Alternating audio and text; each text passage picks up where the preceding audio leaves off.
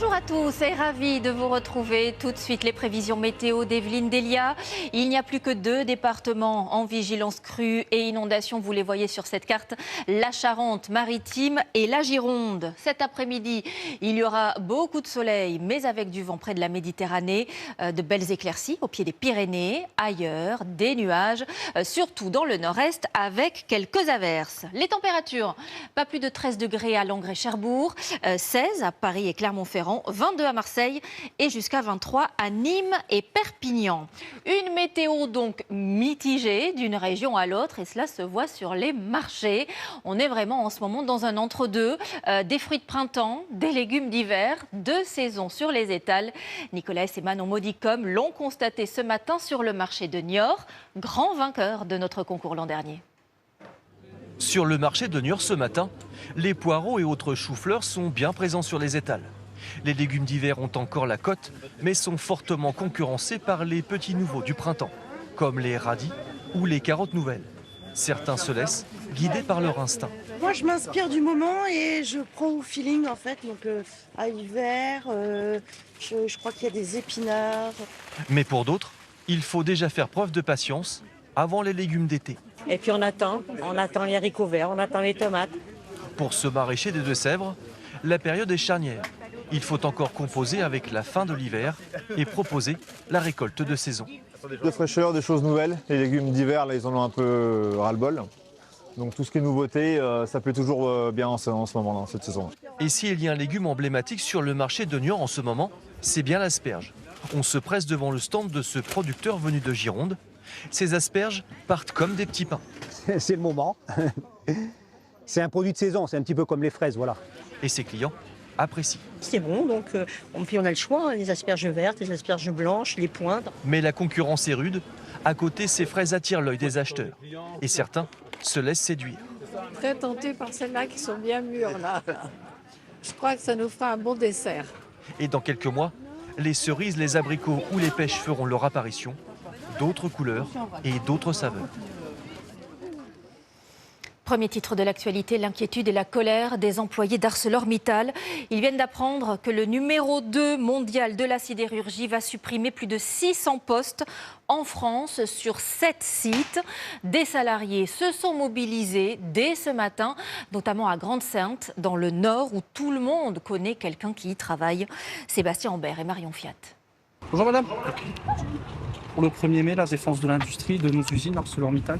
Sur le marché de Grande-Synthe ce matin, les salariés d'ArcelorMittal interpellent les habitants. Ici, tout le monde se sent concerné par la suppression des 200 emplois directs annoncés hier. Arcelor, c'est le plus grand employeur du bassin dunkerquois.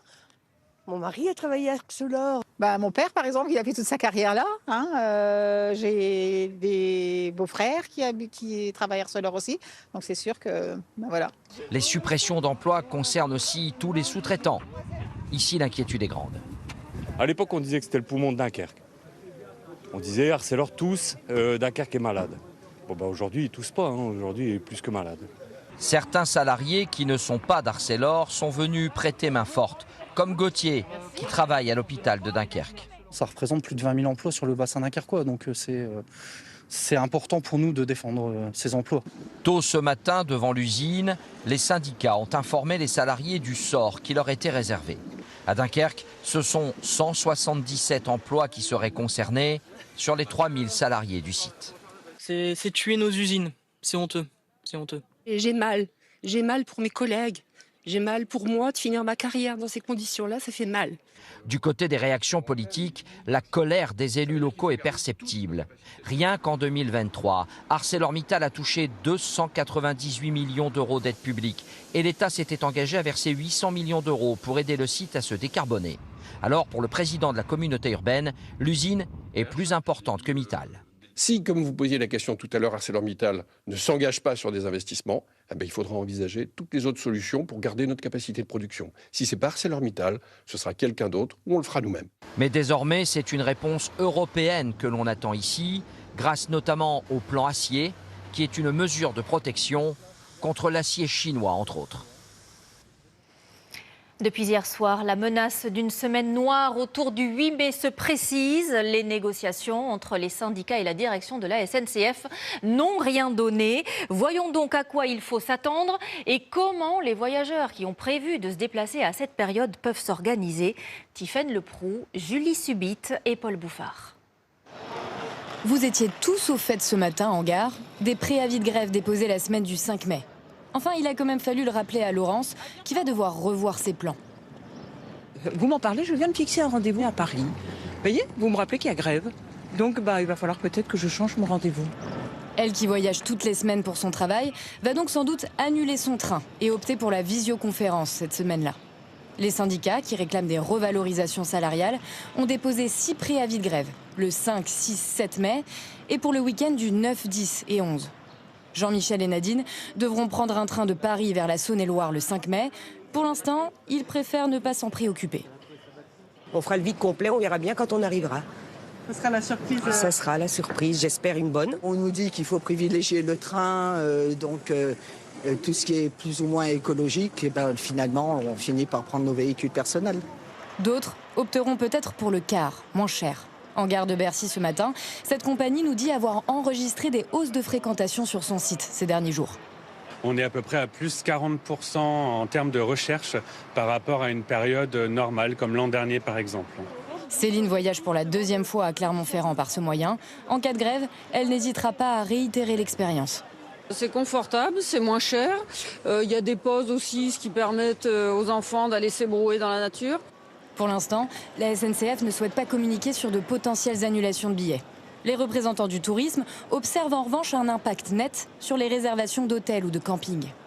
Du fait du risque de grève à la SNCF et aussi d'une météorologie défavorable, on assiste à un quasi-arrêt des réservations pour ce pont du 8 mai. Dernière option, vous êtes de plus en plus nombreux à opter pour les trajets proposés par des compagnies concurrentes de la SNCF, Trenitalia ou Renfe. Un vaste coup de filet ce matin contre le narcobanditisme à Marseille. 21 personnes ont été interpellées. Pas des petites mains, mais des hauts responsables d'un réseau important sur la ville, précise le ministre de l'Intérieur qui parle d'un coup dur porté à l'organisation. Concernant les agressions contre les pharmaciens, elles sont encore en hausse. 536 signalés l'an dernier, autrement dit plus d'une par jour. C'est 77% de plus en 5 ans. Écoutez donc ces témoignages alors que la profession s'équipe de plus en plus pour se protéger avec des boutons d'alerte, des caméras et même des vigiles. Caroline Philippe et Élise Kousmak. C'était en janvier dernier. Un client, un habitué, se présente pour contrôler sa tension. Il profite de se retrouver isolé ici, avec cette jeune préparatrice en pharmacie pour la gripper et l'embrasser de force. Il me coince une première fois, j'arrive à me dépatouiller et une deuxième fois. Et en fait, plus ça va et plus j'avance vers le fond de la cabine. Et plus je ne sais pas quoi faire. Je pensais vraiment pas que ça allait m'arriver avec lui ici, sur mon milieu de travail où je me sentais en sécurité. Depuis, la titulaire de la pharmacie a les yeux rivés sur les images des 6 caméras de vidéosurveillance. Et pour se protéger, les employés prennent désormais systématiquement ce beeper dans leur poche. Si on doit aller s'isoler dans une pièce avec le patient, on a ce petit bip qui est directement en liaison avec le système d'alarme de surveillance à distance qui nous appelle ou qui appelle le commissariat. En ville, comme à l'hôpital, les agressions envers les professionnels de santé se multiplient. Plus 12% pour les pharmaciens en 2024. C'est devenu presque du quotidien. Des insultes, des menaces physiques, c'est plus rare. Parce qu'on a la chance, en tant que soignant, nous, d'avoir quand même cette frontière du comptoir. Démunis, certains pharmaciens vont jusqu'à recruter des vigiles, comme depuis un mois dans cette officine du Pas-de-Calais. Un investissement de 60 000 € par an. Chez nous, on l'estime entre 150 et 200 000 € de vol par an. Je suis plus soulagé, notamment pour les collaborateurs, pour éviter qu'ils se retrouvent en porte-à-faux en face d'un individu qui peut être agressif et dangereux. Le plus souvent, ces agressions surviennent après un refus de délivrer des médicaments. Le plus fréquent, c'est parce qu'on nous présente des fausses ordonnances. Mais c'est aussi des refus de délivrance parce que l'ordonnance n'est plus valable, parce qu'il n'y a plus de droits sociaux. Il faut aussi mentionner les ruptures de médicaments. Pour renforcer la sécurité de tous les professionnels de santé, un texte sera examiné début mai au Sénat, avec notamment la création d'un délit d'outrage, comme pour les policiers ou les pompiers. En bref, image ici du rabbin qui avait été frappé en pleine rue il y a un mois. Son agresseur mineur était jugé hier. Tard hier soir, il a été condamné à 16 mois de prison ferme. Lui continue de nier toute responsabilité. L'actualité à l'étranger nous amène en Ukraine où 70 missiles et 145 drones russes ont frappé le pays la nuit dernière. Rien qu'à Kiev, les autorités ukrainiennes déplorent au moins 8 morts et des dizaines de blessés, dont des enfants. C'est l'une des pires attaques contre la capitale depuis le début de la guerre. Benoît Cristal avec sur place Marianne Kotonov et Éric Jossé. 1h du matin, dans la capitale ukrainienne. Des dizaines de missiles et de drones russes s'abattent sur la ville durant près de 3 heures. Bien souvent, ce sont des habitations qui sont frappées. Dans 4 quartiers au moins, les Ukrainiens sont surpris dans leur sommeil en pleine nuit. Plus de 60 blessés choqués, hagards, sont pris en charge par les secours. Le plafond s'est effondré dans ma chambre. J'ai tenté d'ouvrir la porte, puis il y a eu une autre explosion et des morceaux de verre sont tombés sur ma tête. Tout a volé en éclats dans ma maison. Je n'ai rien compris, je suis terrifiée. Au petit matin, les survivants comptent encore leurs morts. Notre équipe s'est rendue sur place. Il s'agit de la 7e frappe massive de la Russie sur la capitale depuis le début de l'année. Il ne reste que des ruines de cet immeuble de 2 étages qui a été frappé donc cette nuit par un missile. Ici, vous le voyez, nous sommes en plein centre d'un quartier résidentiel. Toutes les habitations autour ont été fortement endommagées également. L'armée russe, elle, dit cibler l'industrie militaire ukrainienne. La frappe intervient après une nouvelle mise en cause par Donald Trump de Volodymyr Zelensky, accusé de saboter tout accord de paix. Je pense qu'on a un accord avec la Russie. Il faudrait qu'on en ait un avec Zelensky. Je pensais que ça serait facile, mais c'est plus compliqué avec lui. Le président ukrainien, lui, se dit prêt à rencontrer Donald Trump à Rome samedi prochain lors des obsèques du pape, sans obtenir de réponse de la Maison-Blanche. À l'étranger, on retient aussi ces murs de flammes dans le New Jersey, aux États-Unis. Le brasier est immense, on ne voit presque plus le ciel. Un très violent incendie fait rage et il menace directement 1300 maisons et bâtiments. 3000 habitants ont dû être évacués en urgence. Au Vatican, plus de 50 000 personnes ont déjà pu se recueillir devant la dépouille du pape François. Les portes n'ont pas fermé comme prévu hier soir à minuit. Les horaires sont élargis vu l'affluence. Il y a 4 à 5 heures d'attente pour 2 minutes maximum devant le cercueil. De nombreux Français sont sur place, alors spécialement venus pour vivre ce moment historique ou bien qui se retrouvent là par hasard. Reportage de Lise Cloy, David Bordier et Pauline Lormand. Pour les repérer, il suffit de tendre l'oreille. Les Français ont investi les rues de Rome. Eux n'ont pas fait les choses à moitié. Ils sont 400 catholiques venus de Savoie, 8 quarts qui ont voyagé toute une nuit. Dormir dans un bus, c'est pas possible. Mais on s'arrêtait tous les 3 heures. Et puis on a démarré par des chants, des prières. Comme beaucoup, leur séjour organisé depuis plus d'1 an a été chamboulé. On ne savait pas que malheureusement notre pape François nous quitterait le lendemain de Pâques. Et du coup, ça change un peu nos plans de visite guidée qu'on avait prévus. Ils ne sont pas les seuls à avoir repensé leur programme. Fabienne était bien plus intéressée par le Colisée que par le pape. Je ne sais pas où aller. C'était sans compter sur cette affluence inattendue.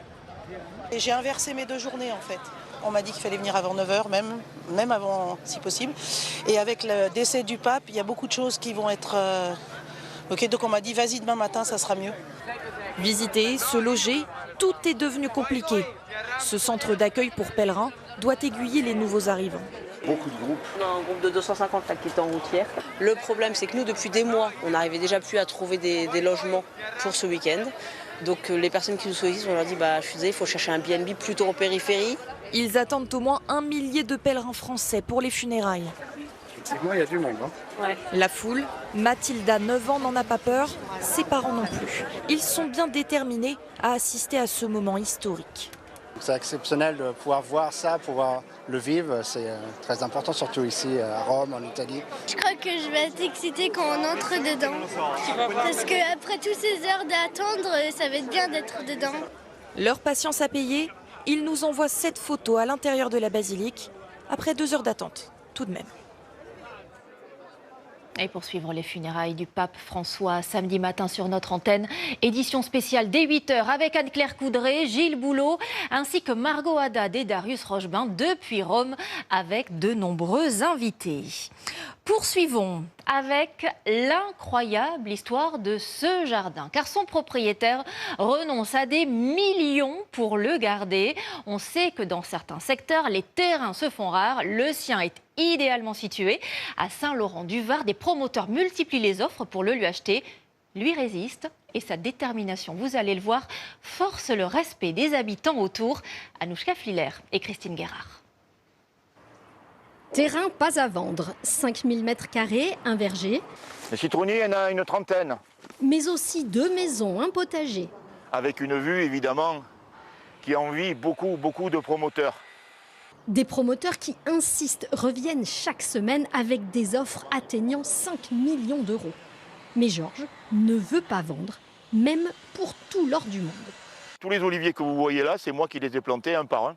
Tous les vieux arbres que vous voyez ont été plantés par mon papa et mon oncle. Donc il y a une histoire sentimentale. Si le terrain agricole était vendu, ce serait pour tout raser et construire des immeubles à la place, comme sur la propriété voisine. Il y avait un pavillon avec un potager et là aujourd'hui il pousse 6 logements avec plus du tout de verger et plus du tout de verdure. Il n'y a que du béton. Garder la terre, les citrons, les olives, même si cela demande du travail. Ça va, pas trop dur? Un peu. Toute la famille est enracinée ici. Là, ça pourrait vous rapporter beaucoup d'argent. Oui, mais c'est pas grave. La terre, ça a valeur de tout l'argent. Voilà. Dans le quartier où fleurissent les projets immobiliers, les habitants admirent la démarche de Georges, mais ne sont pas sûrs qu'il ferait le même choix. Moi, je dis bravo à ce monsieur, qui tienne bon. 5 millions, vous vendez ou pas? Ça fait beaucoup d'argent, 5 millions, ça donne à réfléchir. Je pense qu'il a raison, parce que je crois qu'il y a suffisamment d'immeubles, ça pousse dans tous les coins. Et moi, je garderai une bonne partie, mais il y a une partie que je vendrai aussi quand même. Si ce terrain fait l'objet de tant de convoitises, c'est que c'est une denrée rare sur la Côte d'Azur. La Côte d'Azur, il y a une demande qui est mondiale. Il y a beaucoup de demandes et peu d'offres. Un beau terrain, vue mer, sur les hauteurs de Saint-Laurent, oui, les 1000 € du mètre, on y est largement. C'est 10 fois plus que le prix moyen du mètre carré de terrain à bâtir en France. Mais l'électricien à la retraite et sa famille se sentent riches de leur histoire, de leurs fruits et légumes. Et ça n'a pas de prix. On va rester au vert, car dans une semaine, jour pour jour, ce sera le 1er mai. Et regardez ces camping-cars garés tout près des champs de muguet dans les pays de la Loire. Ce sont des retraités qui viennent spécialement pour le ramasser. Tout un travail que l'on n'imagine pas quand on achète un brin ou plusieurs. On est à Saint-Philbert de Grandlieu. C'est avec Jules Bocan, Manon Modicom et Renan Hélec. À la moindre éclaircie, les saisonniers sortent, prêts à récolter le plus de muguet possible. Chaque geste est précis. Ils prennent bien au pied, ils tirent. Il faut vérifier. La longueur et le nombre de clochettes. Thierry entame sa 40e saison. En un coup d'œil, il sait distinguer un bon brin de muguet d'un autre. Un petit muguet court avec 13 à 15 clochettes, c'est forcément un muguet beaucoup plus vieux et qui est de moins belle qualité. 95% de la production nationale vient des pays de la Loire, notamment du bassin nantais. En 10 jours, tout doit être terminé, mais cette année, à cause de la pluie, les professionnels ont du retard. On ne peut pas récolter le muguet quand il pleut, donc on a été très inquiets ces derniers jours et encore aujourd'hui, mais on arrive à passer à travers les gouttes et ça va nous permettre de pouvoir le récolter. Pour faire face, 1000 personnes ont été recrutées sur 10 jours. Beaucoup d'étrangers et quelques retraités, des irréductibles, venus en camping-car. Tu t'entends bien avec tous tes amis? Pour Alice, 12e saison au compteur, pas de temps à perdre. Il faut faire vite le midi, on a 1 heure en tout. Le temps de revenir, de manger et de repartir. Ce groupe de retraités payés sur la base du SMIC travaille matin et après-midi dans les hangars. C'est ici, jusqu'en début de semaine prochaine, que le muguet est acheminé, trié puis conditionné. Au total dans la région, 60 millions de brins vont être exportés. L'année sur l'autre, on peut travailler 4 jours comme 9 jours. Et oui, ça dépend de la récolte et puis des commandes surtout. Donc là, on ne sait pas quand est-ce qu'on va finir. Plus que quelques jours, les premiers muguets sont déjà partis. Sous les serres, nous retrouvons les camping-caristes postés à l'atelier dépôt. C'est la dernière étape avant l'envoi. Et quand on voit le rendu final en sachet, on se dit c'est bien, les gens vont avoir envie d'acheter. Donc ça nous fait plaisir. Vous êtes 40% à acheter votre muguet chez le fleuriste. Cette année, le brin sera vendu en moyenne 2 €, un prix constant par rapport à l'année dernière. Dans l'actualité également, le coût des réparations pour nos voitures, plus 25% en 5 ans selon le dernier bilan des compagnies d'assurance auto. Alors pour payer moins cher, vous êtes nombreux à vous tourner vers les petits garages indépendants. Il faut dire que souvent, ils n'ont rien à envier aux grands concessionnaires et en plus, ils proposent d'autres services comme nous le montraient Elias Hassani et Lucie Philippot en Meurthe-et-Moselle. TM Auto, bonjour. Dans ce garage au centre de Nancy, le téléphone ne cesse de sonner et les rendez-vous s'étalent sur plusieurs mois. On est plutôt aux alentours de fin juin. Nous ne sommes pas dans une grande concession mais dans un centre automobile indépendant, l'un des seuls aux alentours. Lorsqu'il a fait le choix de s'installer en ville il y a 13 ans, Thierry Maltête a investi 120 000 €. Vous avez des surprises au démontage ou pas? Un engagement aujourd'hui rentable est possible grâce à une fidélisation de sa clientèle. Ça augmente tous les ans. Je ne peux plus accepter beaucoup plus de nouveaux clients parce qu'on n'arrive plus à suivre la cadence. L'avenir, je le vois encore relativement sereinement. Je dirais qu'à 10 ans, on est encore là. Depuis une dizaine d'années, le marché automobile connaît une transformation des réseaux de concessionnaires avec des marques de différents pays. Mais la clientèle a toujours besoin de garages de proximité, selon la principale association d'automobilistes. Les ventes de voitures neuves sont en baisse depuis 2019. Donc forcément, le parc est en train de vieillir. Donc à partir de ce moment-là, les gens réparent leur voiture et vont plus facilement dans les garages indépendants qui travaillent sur un parc plus vieux que le réseau des concessionnaires. Pour tirer leur épingle du jeu, certains se sont même diversifiés. Frédéric Bloss est garagiste, mais il tient également une station-service et un fleuriste, séparés par cette départementale. Un service original salué par ses clients. C'est très pratique et puis c'est normal de faire travailler le local. Nous, on apprécie beaucoup. Il n'y a qu'à la campagne qu'on peut voir des choses comme ça. Je suis bien content de me servir de leur service pour la bouteille de gaz, pour la réparation de ma voiture, pour amener des fleurs à ma maman. Diversifier son activité était nécessaire pour ce gérant. On a essayé de proposer des services en plus. Les clients étaient embêtés parce qu'il fallait qu'ils fassent 15 km pour aller laver leur voiture. Donc, comme il y a de plus en plus de clients, on a monté une station de lavage. L'activité au global fonctionne très bien. En France, le réseau de constructeurs représente 60% des garages indépendants. À propos de nos voitures, attention à cette arnaque signalée dans plusieurs villes. Des QR codes frauduleux collés sur les horodateurs. Les automobilistes les scannent pour payer leur stationnement et ils se font piéger. Leurs coordonnées bancaires sont récupérées par des escrocs. Alors y a-t-il un moyen de repérer ces faux autocollants? À Marseille, Tristan Vartagnan, Étienne Bonneau et Marouane Git. Après avoir garé la voiture, c'est votre premier réflexe. Payer le stationnement à l'horodateur. Mais ces dernières semaines, dans ce quartier de Marseille, de faux QR codes sont collés sur les bornes. On a identifié le 14 avril dernier, on avait des QR codes frauduleux avec le logo Q-Park qui apparaissait. L'entreprise a porté plainte, tous les horodateurs ont été vérifiés.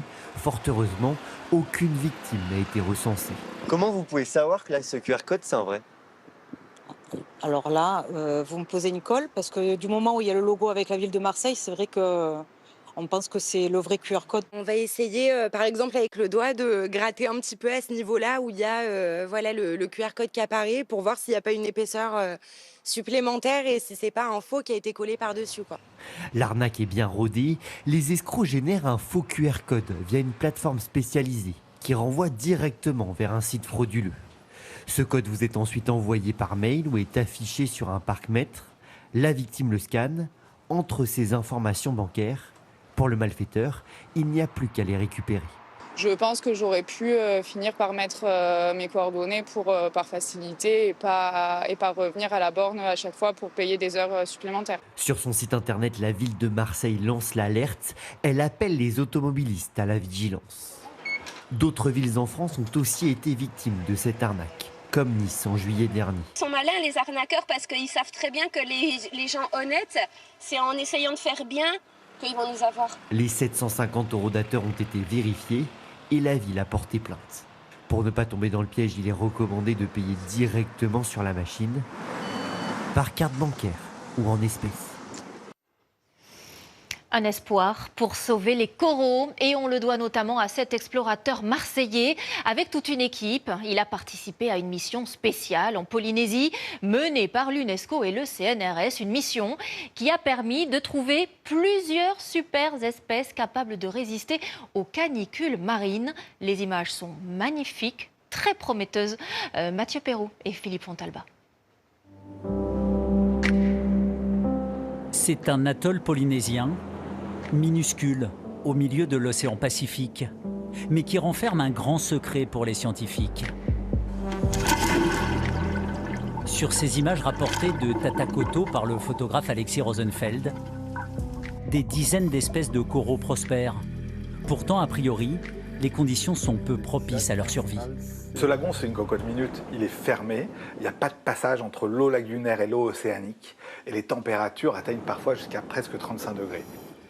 Des températures extrêmes qui en général conduisent à ces tristes images. Des récifs coralliens qui blanchissent et qui meurent tout autour du globe. Mais alors comment les super coraux de Tatakoto font-ils de la résistance face au réchauffement climatique? C'est ce que les chercheurs du CNRS veulent savoir, en les étudiant, mais aussi en les transplantant dans des zones où les coraux n'ont pas survécu. C'est tout l'objectif, c'est de savoir si ces coraux thermotolérants de Tatakoto, ils sont capables de maintenir cette capacité de tolérance dans un autre lagon que leur environnement d'origine. Des boutures prélevées ici ont déjà été installées à Moorea, dans un autre archipel, avec un environnement plus classique.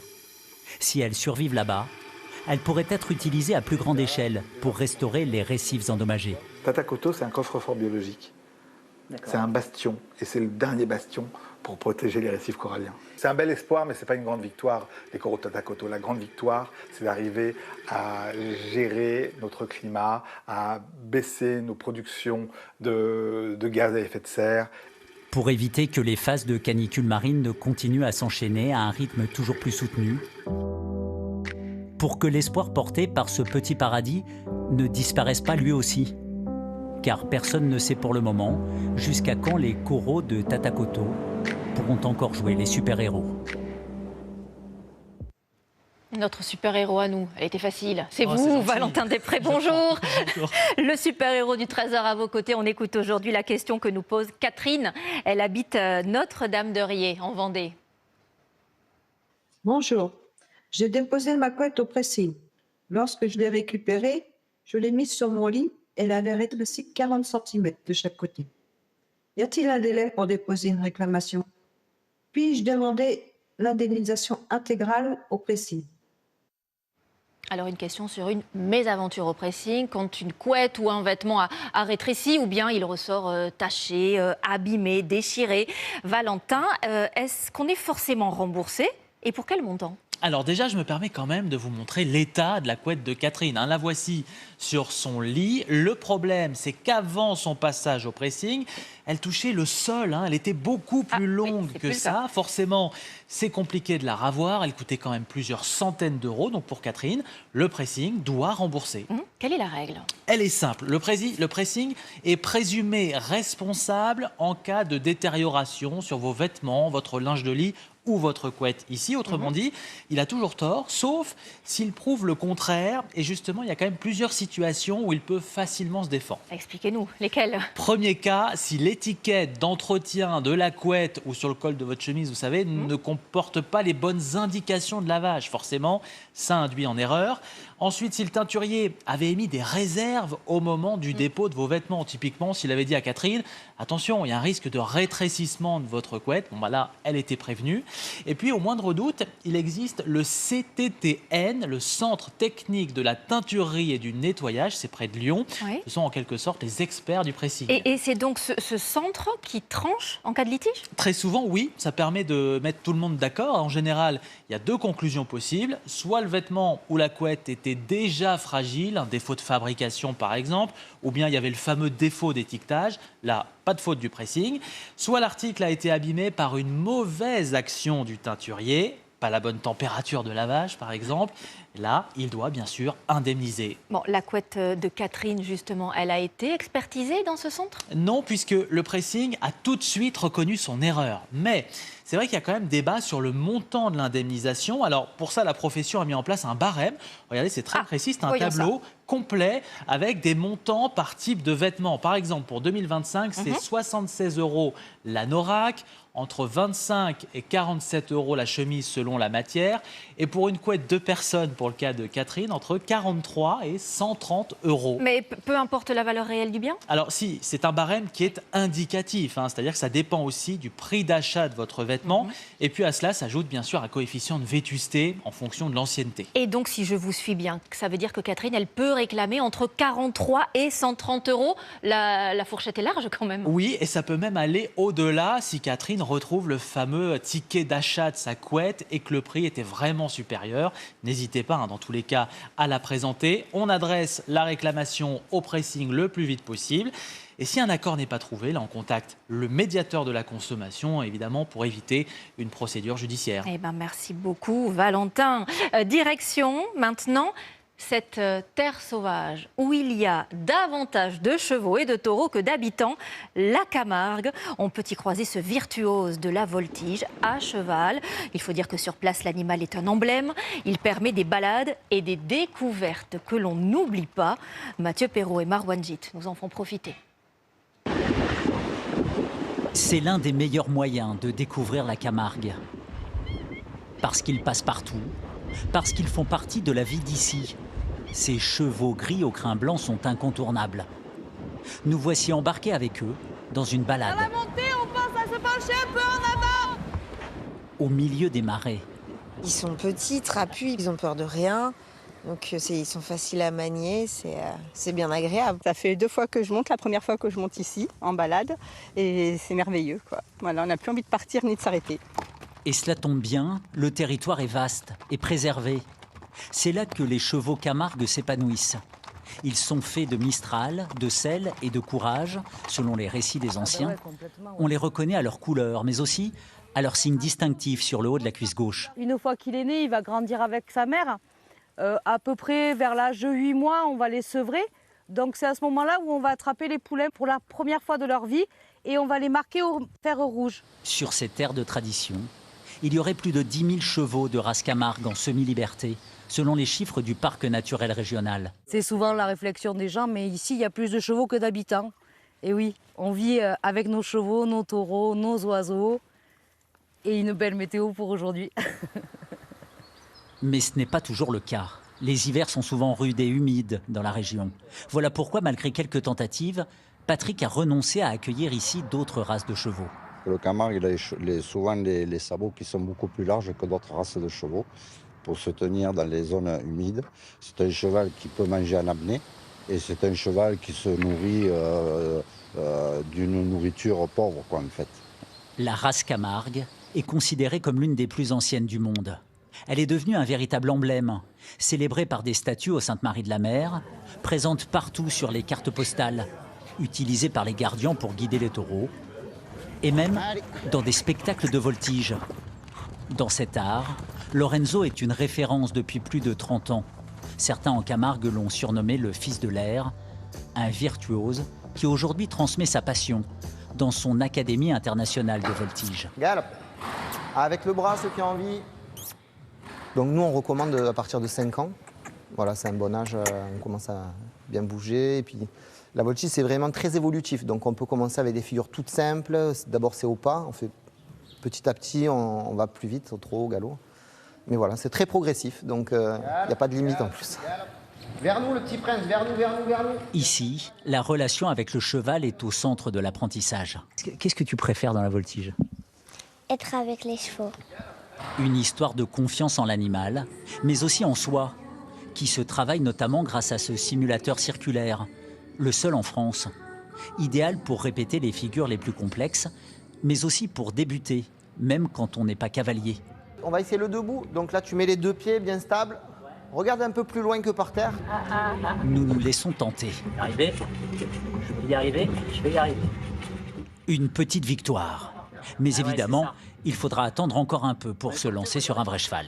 C'est donc en spectateur que nous arrivons au théâtre Camarcas, quelques kilomètres plus loin. Là aussi, le cheval est vénéré et les numéros s'enchaînent avec lui au son de la musique gitane et du flamenco.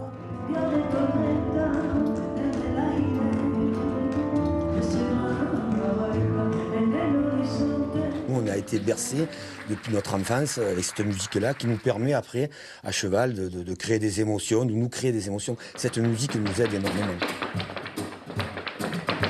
Et effectivement, les émotions gagnent vite le public. C'est magique, c'est incroyable. C'est vraiment très impressionnant, surtout que moi je ne connais pas du tout ce monde-là, donc c'est vrai que c'est vraiment beau à voir. Du dressage, de la voltige, de la danse. De quoi en prendre plein les yeux pendant près d'1h30. Avant de passer féliciter les artistes dans leur loge. En Camargue, le cheval est une star. Allez, on se retrouve dans notre cuisine du 13h et aujourd'hui, on vous propose un incontournable du goûter, le marbré au chocolat. On va voir comment lui donner ses zébrures caractéristiques et pourquoi il faut utiliser autant de beurre. Écoutez aussi le tout dernier détail à la fin, c'est mon préféré. On se lance avec Marion Fiat et Charlie Zerman dans le Nord. Il est moelleux à l'intérieur et tendrement croustillant. Le marbré est zébré de chocolat et de vanille, un contraste qui régale. Et pour les deux appareils, on mélange des œufs, du sucre, de la farine et la levure, de la crème et du beurre. Il faut ajouter du chocolat dans l'un, de la vanille dans l'autre.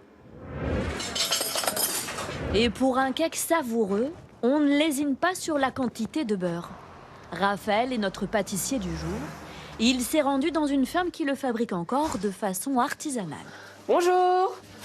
Allez, venez, c'est par ici que ça se passe. Le lait récolté repose durant 3 jours, puis, solidifié, il est déposé dans cette machine, la baratte, qui le mélange. Ça, c'est de la crème crue. Ouais. La crème crue, ouais. C'est ça, c'est écrémé directement à la salle de traite. Et la magie opère, le beurre se forme peu à peu.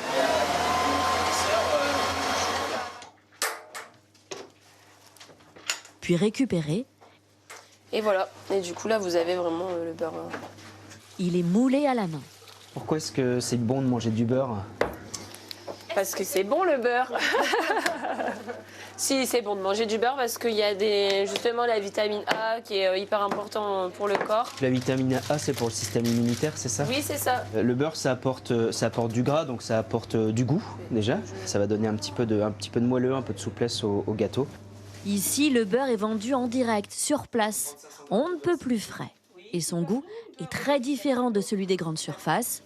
Le prix, 5,20 € pour 500 grammes. Merci. Raphaël est un ancien joueur de rugby professionnel. Après avoir fait plusieurs fois le tour du monde, il a décidé de poser ses bagages dans le Nord, ici. Oui, ici. C'est bien chez lui, tellement passionné par la pâtisserie, qu'il a transformé son garage en labo professionnel pour fabriquer ses gâteaux. Pour commencer, les grains de vanille vont infuser dans la crème, puis les jaunes d'œufs sont blanchis avec le sucre. Donc là, je rajoute la crème. Le beurre fondu ensuite. On ajoute les ingrédients en poudre, farine et levure pour l'appareil vanille et le chocolat pour la seconde pâte. On fait ce qu'on veut, on peut faire un petit dessin. On verse les 2 pâtes dans un moule beurré. Les plus artistiques tenteront des formes, mais c'est le hasard qui dessine le marbré. On peut faire un petit peu ce qu'on veut. Dans tous les cas, tout va se mélanger au moment de la cuisson. Et c'est ce qui va donner donc le chocolat qui fait des formes. Le secret final, c'est d'ajouter un trait de beurre sur le dessus de la pâte. C'est ce qui va donner la forme caractéristique du gâteau, qui part à la cuisson, 1 heure, à 150 degrés. C'est des gâteaux gourmands, des gâteaux réconfortants. Ça reste un gâteau effectivement gras parce qu'il y a du beurre, il y a de la crème, il y a des œufs aussi. Et puis c'est un gâteau sucré, il y a un petit peu de sucre. Voilà, il y a tous les ingrédients finalement pour se régaler en fait. Et pour les plus gourmands, on peut détailler de larges parts et les glacer avec du chocolat. C'est renversant.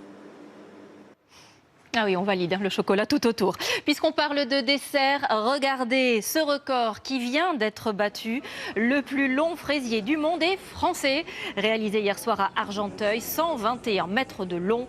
Le gâteau a ensuite été distribué aux habitants et à différentes structures et associations de la ville. Après le goût, un autre de nos 5 sens, on va s'intéresser à tous ces bruits du quotidien partout autour de nous. Car parfois, nous sommes trompés par ce que nous entendons. Un son à la place d'un autre, une voix aussi, qui serait plus séduisante qu'une autre. Elias Hassani et Lucie Philippot s'en sont amusés avec vous à Nancy. En nous baladant dans le centre-ville de Nancy, il y a des bruits qui vous sont évidemment familiers. Le 13h. Méfiez-vous car d'autres sont trompeurs. Nous avons fait le test avec vous. Si je vous fais écouter ce son, à quoi ça vous fait penser? Au début, ça me faisait penser à un bébé. Un enfant? Oui. J'ai un bébé, ouais. Et c'est un chat pourtant. Vous êtes fait avoir. Eh ben voilà. Pour comprendre l'influence de ce phénomène sur notre système nerveux, nous avons rendez-vous au Conservatoire de Nancy. Anthony connaît bien le dossier. Et des exemples, il en a énormément. Vous avez l'effet Doppler, c'est quand on a une ambulance qui passe ou une moto qui passe à grande vitesse. On va entendre un son différent et en fait on entend le vrai son qu'au moment où l'ambulance ou la moto est devant nous. L'autre son qui nous parle à tous, c'est sans aucun doute la voix. La fumette dans l'herbe là-bas. Et vous, quelles sont les voix qui vous font craquer? Les voix calmes. Calmes. Marc Lavoine, il a une voix qui me fait craquer. Pourquoi? Je sais pas, elle est sensuelle. Voix tendre et sensuelle, c'est bien ça. Hein. C'est bien. Qu'elle soit aiguë ou grave, retenez que votre voix est unique. Allez, un mot de la bourse de Paris. Elle est en baisse à l'heure qu'il est, moins 0,33%. Ce soir, dans le 20h de Gilles Boulot, ne manquez pas ce grand reportage en Syrie. Plus de 4 mois après la chute du régime de Bachar al-Assad, nos journalistes Lise Romboudoul et Fabrice Hamzel sont retournés sur place à la rencontre des habitants. Comment vivent-ils aujourd'hui? Vous le verrez. À suivre, la météo d'Evelyne Delia, puis ce sera votre feuilleton, bien évidemment, Plus belle la vie, encore plus belle. Je vous souhaite un très bon après-midi et je vous dis à demain.